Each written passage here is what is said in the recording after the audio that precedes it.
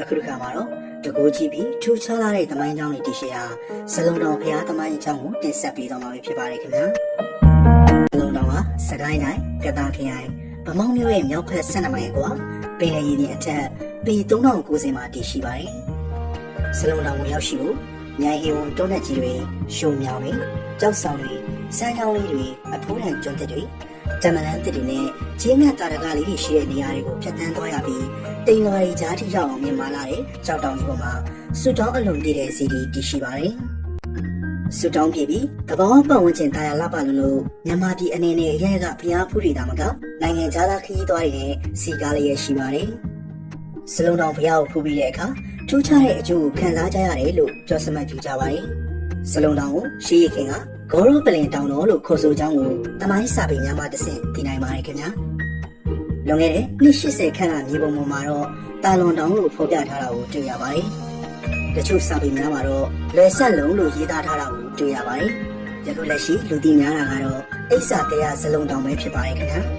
ထူးခြားပြီးတန်ဦးတွေကောင်းလာတဲ့စွတောင်းပြတောင်တော်ကြီးမှာစိတ်ဝင်စားဖွယ်တမိုင်းအချက်လက်တွေနဲ့ပြည့်နှံလို့နေပါတယ်ရှေးရခင်ဂေါရမမြတ်စွာဘုရားရှင်လက်ထက်ကောဇာတက္ကတိ123ဝါရော20မှာမြတ်စွာဘုရားက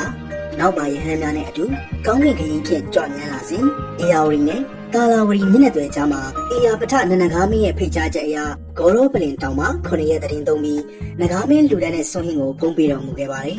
။ဖုံးပေးပြီးနောက်စွန့်ကြံဟင်းကြံများကိုရွှေငွေကြောင်းမြတ်ရတနာများဖြစ်စီကြောင်းအတိတ်ထံပြုပြီးတောင်ပေါ်မှနေ၍အရက်လေးမျက်နှာကိုစွန့်ကျဲပတ်ဖြန်းခဲ့ပါတယ်။တေးကြတာကတော့တောင်တော်ရဲ့မြောက်ဘက်အရက်ဒေသမှာရှိတဲ့ဖားကန်ဒေသမှာကြောက်စိမ်းမော်တွေနဲ့တောင်ဘက်အရက်မှာဗမောက်ရွှေမော်တွေဒုမကုံဖြစ်နေတာယနေ့ထပ်တိုင်အောင်ပါပဲ။ဂေါရမမြတ်စွာဘုရားရှင်ဟာစွန်ဖုံးပေးပြီးနောက်တောင်တော်ဘက်ကိုလှည့်ပြီးညီပါအာနန္ဒာအောင်မီခေါ်အပ်ဤဂေါရပလင်တောင်ကလ၌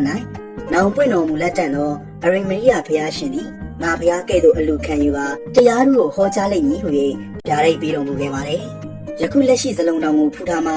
နောင်ပွင့်မဲ့အရိမရိယဘုရားရှင်ရဲ့တရားထုနာရမယ့်စည်းမှာပါမယ်လို့အဆိုရှိပါတယ်။စလုံးတောင်တော်မှာကြောက်တုံးကြီးလေးတုံးပူးကပ်နေတဲ့ပုံစံဖြစ်ပြီးခမဲတော်တောင်မဲတော်တောင်သားတော်တောင်နဲ့သမီးတော်တောင်လို့ခေါ်ကြပါတယ်။ဗမောက်ကနေစလုံးတောင်ကို12မိုင်ခရီးရှိပါတယ်။တောင်လုံးပေါင်း30ကျော်ကိုဖြတ်တန်းသွားရပြီးတောင်ဆင်းတောင်တက်လမ်းတွေကမတ်ဆောက်လာပါတယ်။စလုံးတောင်မရောက်ခင်လမ်းမှာကြောက်မန်းနဲ့သွားတဲ့လမ်းလေးရှိပါတယ်။နောင်ပွင့်တော်မူမဲ့အရိမရိယမြတ်စွာဘုရားရှင်ကတရားသူဟောရင်နာကြားမဲ့ပရိသတ်တွေတရားထိုင်နာရမယ့်ကြောက်ဖြာကြီးလို့ဆိုကြပါတယ်။ကြောက်ဖြာကြီးအောက်မှာနောင်တစ်ချိန်အသုံးပြုရမယ့်ကြောက်ကြီးစီကြောက်လေကြီးနဲ့ကြောက်ဆန်အိတ်တွေလည်းရှိပါတယ်။ကြောက်မန်းတဲ့ဘဝကနေဇလုံးတောင်ကိုလမ်းဖူးမြင်နိုင်ပါတယ်။ဆောင်တွေဝင်ပြီးဘုရားဖူးလိုက်ပါကတွင်းမြင်ကြီးရဘုရားဆင်းလို့တော်ပုံမဟုတ်ပဲဘုရမမြတ်စွာဘုရားရှင်တပိတ်ပိုက်ပြီးစွန်ဖုံးပေးနေပုံဆင်းလို့တော်ကိုတွေ့မြင်နိုင်ပါတယ်။ဇလုံးတောင်ရာဇဝင်ကိုကိုစားပြုပြီးထုလို့ကိုယ်ဝယ်ထားရရှိပါတယ်။ကြောက်တောင်ပေါ်စတတ်တဲ့အခါမြတ်စွာဘုရားတောင်တော်ဘက်လေပြီးဓာတ်ရိပ်ပေးနေတဲ့ဆင်းတော်ကြီးကိုလည်းဖူးတွေ့နိုင်ပါတယ်။ကြောက်တောင်ထိပ်ရောက်အောင်တော့ကြောက်တုံးကြီးတွေပူးနေတဲ့ကြောက်ကြားကိုဖြတ်သွားရပါတယ်။နိဗ္ဗာန်တကားလို့လည်းခေါ်ကြပါတယ်။လမ်းကကျင်းလို့ကြောက်ကြားနေရာရောက်ရင်တယောက်စီခွဲတက်ရမှာဖြစ်ပြီးကျင်းနေမဲ့ဘလောက်ဘောကတက်လို့ရပါတယ်။ကျွတ်ချိန်မတန်သေးတဲ့သူအကုသိုလ်များတဲ့သူတွေကတော့တက်လို့မရဘူးလို့ဆိုကြပါတယ်။တက်မရခဲ့တဲ့လူတွေလည်းရှိခဲ့ပူပါတယ်။ကြောက်တောင်ကြီးကိုဘုရားတည်ခဲ့တာမှာ492ခုနှစ်ကဖြစ်လို့နှစ်ပေါင်း900ခန့်ကြာခဲ့ပြီလည်းဖြစ်ပါတယ်။အခုလိုစိတ်ဝင်စားစရာတမိုင်းကြောင်းတွေပြည့်နေနေတဲ့မြိုင်ဟင်ဝန်တွန်းတဲ့က